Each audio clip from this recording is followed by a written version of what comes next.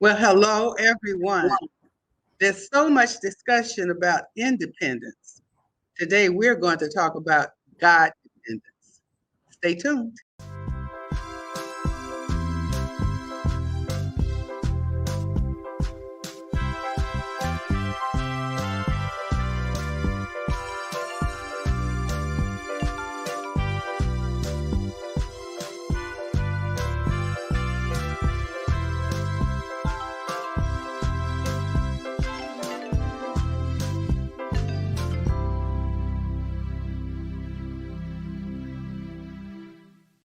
Hello, I'm Evangelist Alveda King. Welcome back to Pro-Life Praise. This is the year 2021, and we've just celebrated several holidays this year. We had Mother's Day and Father's Day and Juneteenth and Independence Day all together. It's a long, hot summer, as you know. I've got an expert coming on in just a few moments because I keep getting all of these questions. Alveda, what is this about critical race theory, and should we teach it in schools? Personally, I don't think so because the way they're teaching in error. There's one critical race, it's called the human race. So if you pick out any other group of ethnicities, you're going to be celebrating or pushing and talking about an error according to the Bible. There's one human race and one blood, but we'll get to that in a few minutes. And so we're getting all of these questions. Which holiday should we celebrate? Which one should we ignore? Actually, if you read the Bible, you'll discover God even has holidays in the Bible. They're feasts and festivals. God means for us to fellowship and to congregate and come together, but not to argue and fight over skin color, over the gestational age of the baby, and all of those things. So I have had so many questions that I have had to bring in an expert. He is Reverend Dean Nelson with the Frederick Douglass Leadership Foundation. He's a man of God. He has served as a pastor. He's highly respected in so many communities of faith. And that even the Jewish community, he sits down with those who are of the Muslim faith, for example. So he talks about God from a scriptural, biblical worldview from Genesis to Revelation. Now, I'm going to let Reverend Nelson introduce himself and talk to you about the Frederick Douglass Foundation, the work that he does for the pro-life movement, and et cetera. And so I'll bring him on right away to introduce himself, and then we'll get back to some questions. Reverend Nelson, please welcome to the show. Tell us about yourself. Alveda, thank you so much for allowing me to be on your program. We've had a great relationship since I used to live in Atlanta, going probably almost 20 years. And I've always been grateful for your friendship as well as your leadership, whether it's in the pro-life community or whether it's in the civil rights movement. We are honored to be, as an organization, connected to you with all of the work that you've done.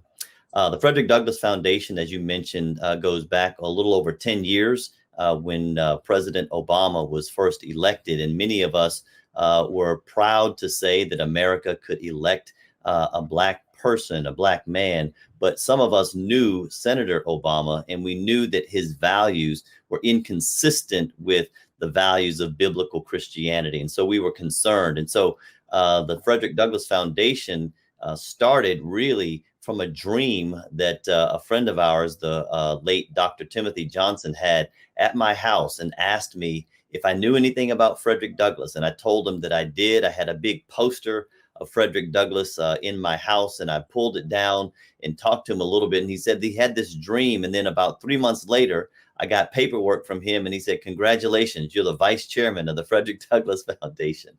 And so that's kind of how we got started. In 2010, we helped about 36 African-American pro-life, pro-family candidates run for office at the federal level. And we have just been, in the culture, fighting for our values. We like to say righteousness, justice, liberty, and virtue, that those are our taglines for that organization. And subsequently, we started the Douglass Leadership Institute, which is just a C3, not political, but it is the same values when we wanted to be able to champion the values of, strengthening the Black family, supporting criminal justice reform, economic opportunity and educational choice. And so we've done a few hundred programs around the country, helping to really connect good policy with biblically based values. And so we're happy to, to have our staff to travel around the country to do programs and forums to affirm these biblical values. And so that's a little bit about us. And thank you again for the opportunity for me to share a little bit about our organizations. Now, Reverend Nelson, I did a very short video talking about Juneteenth. I would like for you to explain. I'm going to show this. It's about 45 seconds, and then we'll come right back. Can you explain to our viewing and listening audience why Juneteenth is not in competition with Independence Day? Because, of course, Independence Day happens in July, on July 14th. That's 1776. However, over 100 years after America was freed, they came back and President Lincoln signed an Emancipation Proclamation. So there's something different between the Emancipation Proclamation and the Independence, Declaration of Independence. Let's watch this little quick clip first. For the past decade, Civil Rights for the Unborn, in concert with the National Black Pro-Life Coalition, has been working to make Juneteenth a national holiday. In 2020, national Black leaders met and prayed with President Donald J. Trump. Juneteenth was a high priority during the discussion. Shortly afterwards, President Trump expressed his support from the White House for the initiative to make Juneteenth a national holiday. I'm glad to see that our dream has finally been realized. I thank God and everyone who helped to get a bill passed and signed into law to make Juneteenth a national holiday. Reverend Nelson, honestly, this takes a little more explanation. Can you really talk about why we can't mix up the two terms, Independence Day and Emancipation Day and Juneteenth? Let's add the third. Can you give us an explanation about why all of that goes together and how?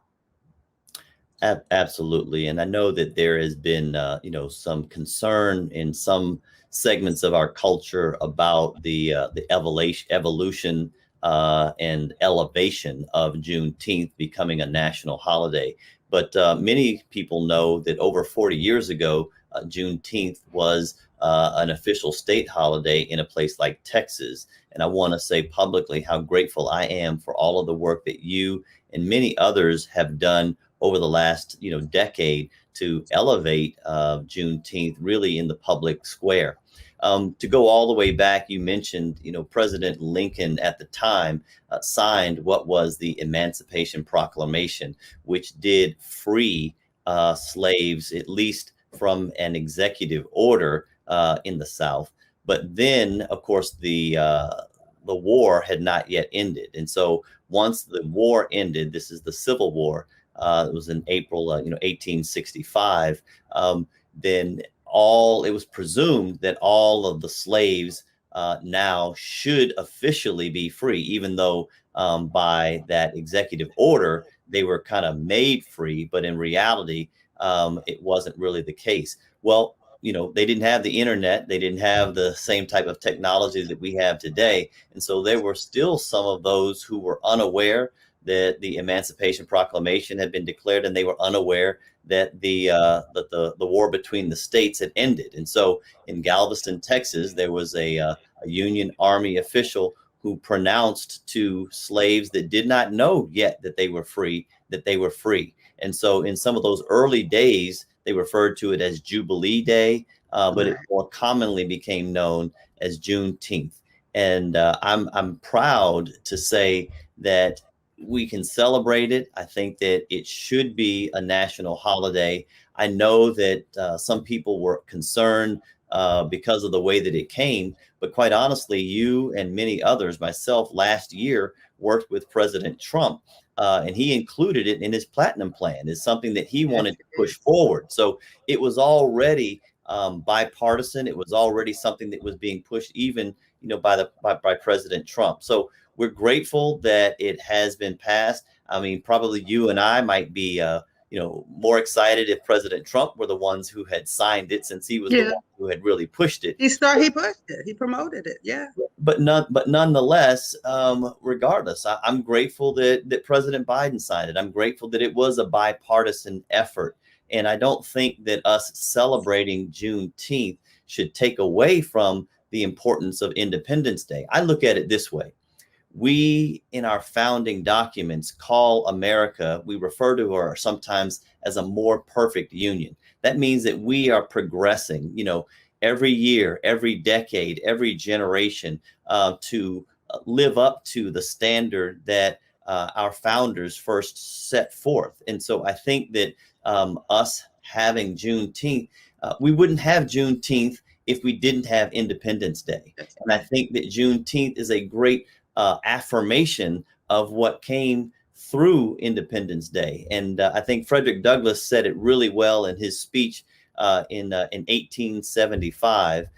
He basically emphasized that, the Black man has shared in every portion of American history, and that we should celebrate Independence Day, and we should join in celebrating Independence Day. And then we would later on see, as we've discussed, Juneteenth. So anyway, I know that there has been some concern, particularly because sometimes those on the left have tried to push it and maybe mean something that some of us who have been familiar with Juneteenth for a long time, maybe that we have not always emphasized. But we understand that it was a holiday that was originally championed, let's be honest, by Republicans and by Christians. That's why it was referred early on as Jubilee Day, because they were Christians who were very involved in the abolition movement and were very involved in honoring Juneteenth. And Jubilee from the Bible, when the Hebrews were released from Egypt and celebrating, and they went forth with provision and the ability to go forth and live fruitful lives in the Lord. Now, we know that Frederick Douglass was a conservative, an African-American or a Republican, very Bible-based and very scripturally based. And that's his picture behind you. I want to take a little quick break and play an intro talking about my new song, Your Way, Yahweh, because we named this show today, God Dependence. Who are we really dependent on? We do pledge allegiance to the flag. We're grateful for the Emancipation Proclamation. We're grateful for the Declaration of Independence. Absolutely. We're grateful for the Martin Luther King holiday. And interestingly, there has been no new national holiday since the Martin Luther King bill until Juneteenth was proclaimed a holiday. And both of those are dealing with freedom. Now, we know that there's a group of people who are not free, and that's the babies in the womb. We'll get to that discussion in a moment. So we're going to be God dependent. And I'd like to introduce again, to those who've not heard it, Your Way, Yahweh.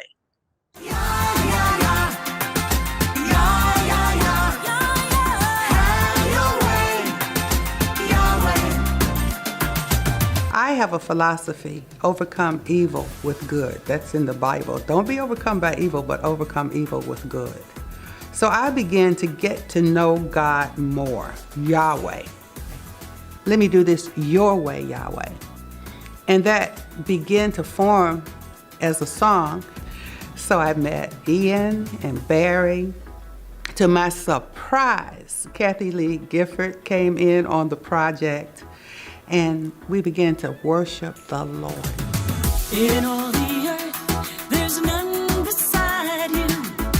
Open our eyes and let us see. So it just shows us that we as people can come together. Now we just have to really learn how to say, Your Way, Yahweh. Are we going to stop doing it our way and start doing it God's way? My name is Alveda King. I'm inviting you to join in the worship experience, Your Way, Yahweh.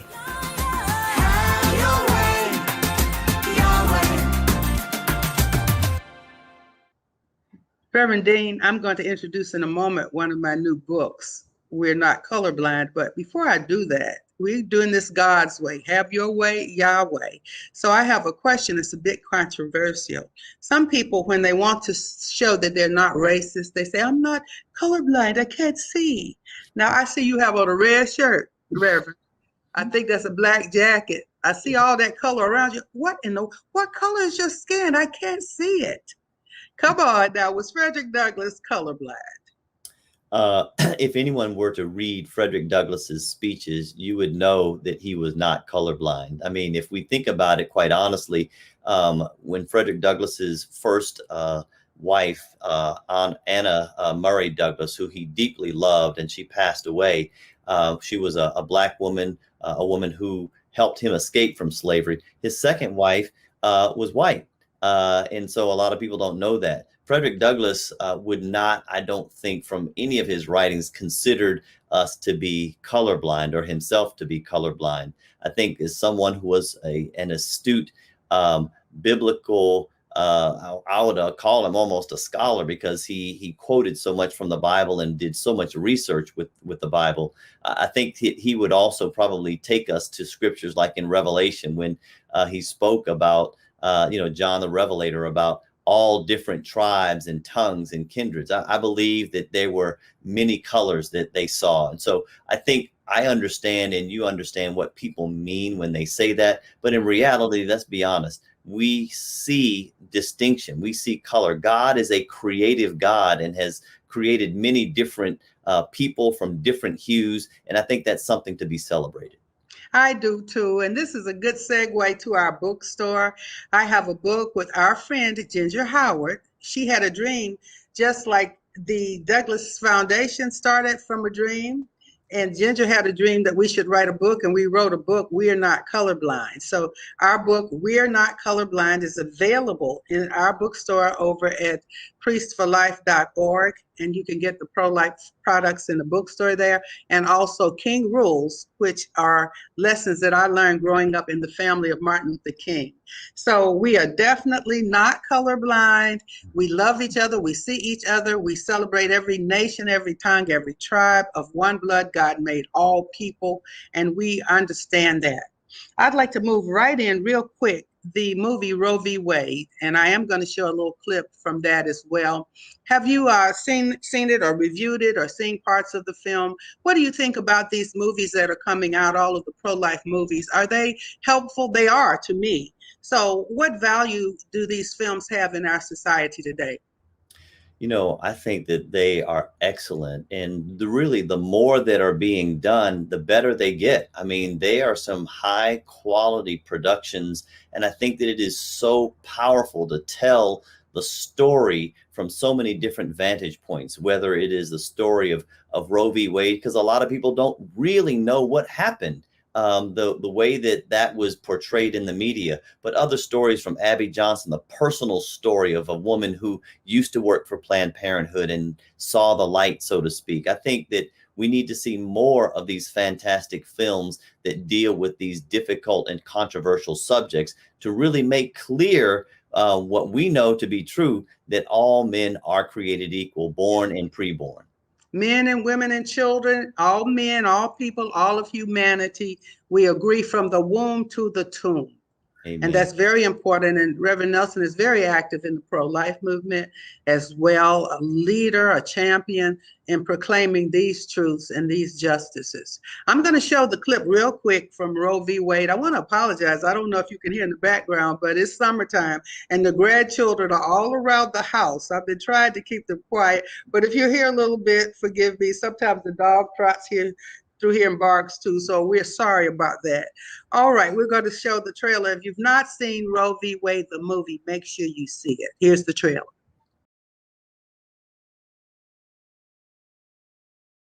We will hear arguments in Roe against Wade. You may proceed. If you really want to know how abortion became legal in our country, I will tell you the true story. Dr. Mildred Jefferson, would you like to head up a Right to Life group that I'm starting? Dr. Bernard Nathanson's clinics are performing 1,000 abortions per week. That's why I'm taking up the fight. I wanted to get abortion legalized across the country. We're looking for a pregnant girl to challenge the abortion laws. We'll give her a pseudonym. Call her Jane Roe. It's genius that way no one will ever know about her past. First, they came after the Jews, and then they came after the mentally deficient. We did nothing. And now they're coming after the unborn. And so you're gonna do nothing? Robert Byrd for Henry Wade. No judge or jury in their right mind would ever let abortion happen in Texas.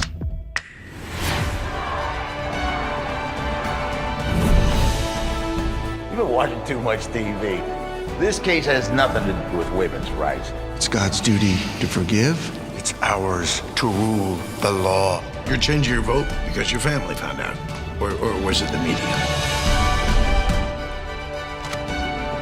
If we don't sort this out, fur will fly today. You are trying to control us, Warren, old buddy. That is completely unethical. In the matter of Roe v. Wade, I want the case re-argued. Faith in God, respect for his law.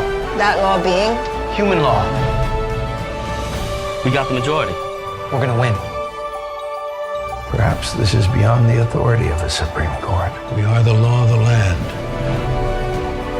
These girls should not be put through the pregnancy and should be entitled to an abortion. God, forgive me, what have I done? The true silent minority. Who is speaking for these children?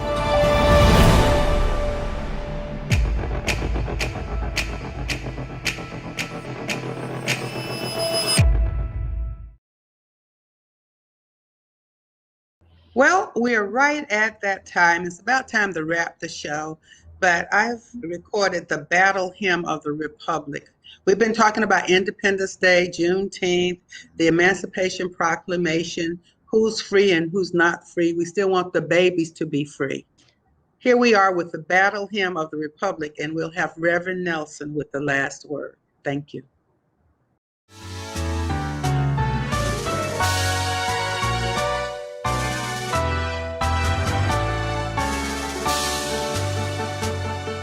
Mine eyes have seen the glory of the coming of the Lord.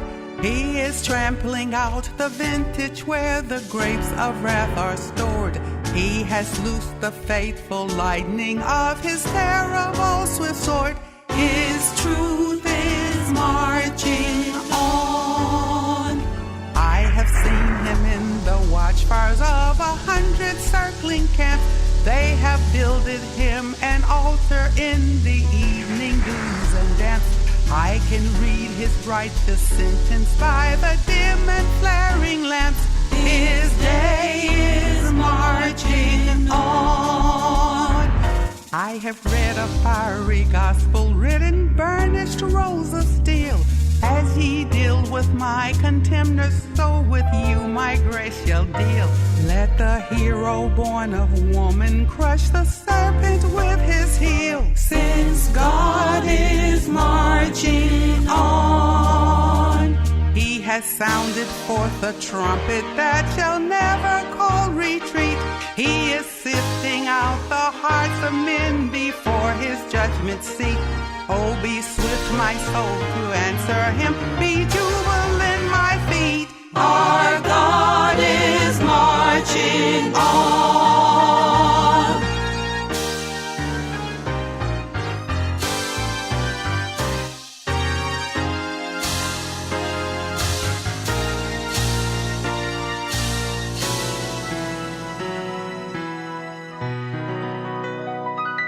In the beauty of the lilies, Christ was born across the sea, with a glory in his bosom that transfigures you and me, as he died to make men holy. Let us live to make men free, while God is marching on. He is coming like the glory of the morning on the wave. He is wisdom to the mighty, he is succor to the brave. So the world shall be his footstool, and the soul of time his slave. Our God is marching on. Glory, glory, hallelujah. Glory, glory, hallelujah.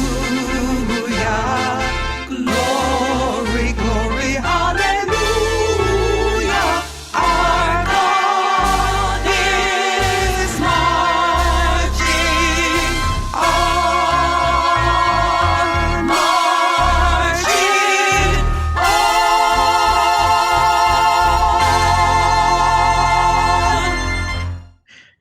God's truth is marching on. We are dependent on the Lord. Reverend Nelson, we'll let you have the last word. Well, thank you, Alveda. I am so grateful for your words and this show. I'm reminded of the scripture that basically speaks that where the Spirit of the Lord is, there is liberty. And this nation was founded on those Judeo-Christian principles of the idea that this is one nation under God with liberty and justice for all. And my prayer is that America would continue to live up to its founding principles, that all men, women, and children would be found free, particularly those who are preborn. As you and I believe that this is one of the last crucial human rights issues that need to be challenged within our culture. I mean, coming from the early days of America with slavery, Jim Crow, the civil rights movement, I think that we need more people standing up for preborn children. And our founding documents basically affirm that it's life, liberty, and the pursuit of happiness. And so I'm so grateful to be in this fight with you, standing for these principles in our nation and in our culture. And I believe that we will see abortion unthinkable within our culture through the work that we're doing together. Amen. Until next time, celebrate life. God bless you all.